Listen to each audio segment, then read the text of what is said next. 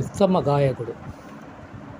చంద్రగిరి రాజ్యాన్ని ఏలే రాజుకు తన ఆస్థానంలో ఒక కవి పండితులతో పాటు ఒక గాయకుడు కూడా ఉంటే బాగుంటుందన్న అభిప్రాయం కలిగింది. ఆయన మంత్రితో ఈ సంగతి చెప్పి గాయకుణ్ణి ఎన్నుకునేందుకు సంగీత పోటీ ఏర్పాటు చేయమన్నాడు. మీ ఆలోచన బాగున్నది. అయితే ఆ ఎన్నికలో న్యాయ నిర్ణేతలెవరు మహారాజా అని అడిగాడు మంత్రి. మరెవరో ఎందుకు? నేను, రాణి, మీరు అందరం సంగీత ప్రియులమే కదా. న్యాయ నిర్ణేతలుగా మనం ముగ్గురం ఉందాం. ఇందుకోసం మరెవరో ఆ విద్వాంసులను ఆహ్వానించడం వృధా అన్నాడు రాజు. రాజు సంగీత ప్రియుడే కానీ ఆయనకున్న శాస్త్రీయ జ్ఞానం బహు స్వల్పం. రాణికి మంచి శాస్త్రీయ సంగీత జ్ఞానం ఉన్నది. రాజాజ్ఞ ప్రకారం మంత్రి దేశంలోని సంగీత విద్వాంసులను, సామాన్య ప్రజలను ఆహ్వానించి ఒక పెద్ద సభలో విద్వాంసుల చేత పాట కచేరీ పోటీ ఏర్పాటు చేశాడు. ఆ పోటీలో 3 రోజులు సాగాయి. ఎంతో గౌరవమైన ఆస్థాన గాయకుడి స్థానం పొందాలన్న పట్టుదలతో గాయకులు తమ సంపూర్ణ ప్రజ్ఞాపాఠవాలను ప్రదర్శించారు. రాజు ఆ సంగీత విద్వాంసులు మురళీనాథుడనే వాణ్ణి, మహారాణి వేణునాథుడనే వాణ్ణి, మంత్రి సుసంగీతుడనే వాణ్ణి ఎన్నిక చేశారు. రాజు తన ఎన్నికను సమర్థిస్తూ, మురళీనాథుడు చాలా శ్రావ్యంగా పాడాడు. ఆయన పాడుతుంటే నేను మైమరిచాను. అంత శ్రావ్యంగా మీరిద్దరూ ఎన్నిక చేసిన వాళ్ళు పాడలేకపోయారు అన్నాడు.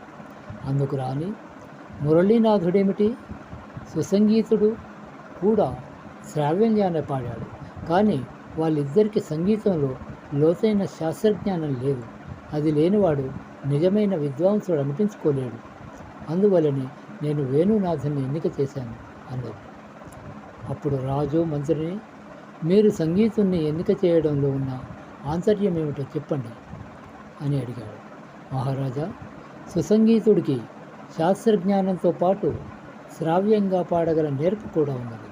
గాయకుడైన వాడు పండితులను, పామరులను సమానంగా రంజింపజేయాలి.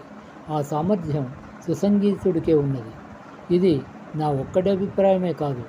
ఈ విషయంలో పండితులు, పామరులు కూడా నాతో ఏకీభవించారు అన్నాడు మంత్రి. ఆ జవాబుకు రాజు, రాణి ఆశ్చర్యపోయి, మీ అభిప్రాయంతో సంగీత విద్వాంసులు, మామూలు సంగీత ప్రియులు ఏకీభవించారా? వాళ్ళ అభిప్రాయాలు ఎప్పుడు సేకరించారు అని అడిగాడు రాజు. ఆ ప్రశ్నకు మంత్రి, ఆ ముగ్గురు సభలో పాడుతున్నప్పుడు సభికుల ప్రవర్తన ఎలా ఉన్నదో తమరు గమనించారా అని అడిగాడు. మురళీనాథుడు పాటలో నా మనస్సు లగ్నమైపోయింది.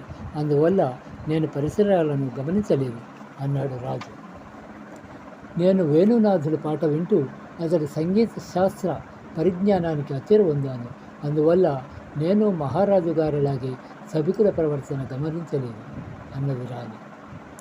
మనం ఎన్నిక చేసి ఆస్థాన విద్వాంసుడిగా నియమించబోయే గాయకుడు మన ముగ్గురినే కాక రాజ్యంలోని పండితులను, పామరులను కూడా తన విద్యతో సంతోషపరచాలి.